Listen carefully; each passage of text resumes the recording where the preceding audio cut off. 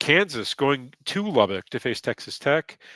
Line of this one is Texas Tech laying 13.5. Game total 59.5. Okay, that 59.5. I think that this is an obvious over. I think you're going to see some points scored here. That being said, uh, Texas Tech is so much more physical on the offensive defensive line. Their defensive line might be one of the best in the country.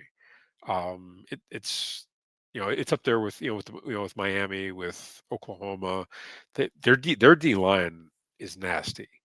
So I think there's it's gonna be a challenge for Kansas to run the ball even with their even with their option quarterback Jalen Daniels.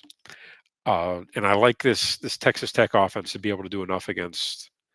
Actually, should be able to do a lot against this Kansas defense. It's been kind of porous at times. So, also, this is Lubbock is a tough travel spot for any team in the Big 12. I don't. I think you have to you have to fly into another city and then take a bus to Lubbock, and it's just like desert. All it's just like nothing all around for miles. So it's a tough travel spot for Kansas. Kansas coming in at 4-2.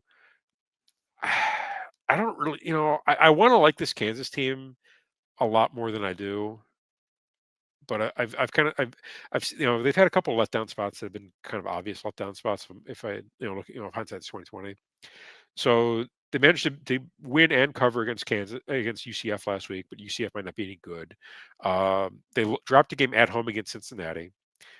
Destroyed West Virginia at home. Okay, then they dropped that weird one at Missouri. So and the line there was I I want to say they were favored by like 6.5, 7.5. So that's the one that's got me thinking there because I think this Texas Tech team is just better than Missouri. Um, and it's in Lubbock. This is also a back-to-back road spot for Kansas. They're at UCF, had to go from Florida back to Lawrence, Kansas, then travel to Texas Tech. Back-to-back road spot. Kansas is going to lose this. They're going to lose it bad. Lay the 13.5 with Texas Tech here is the play. Okay, next up.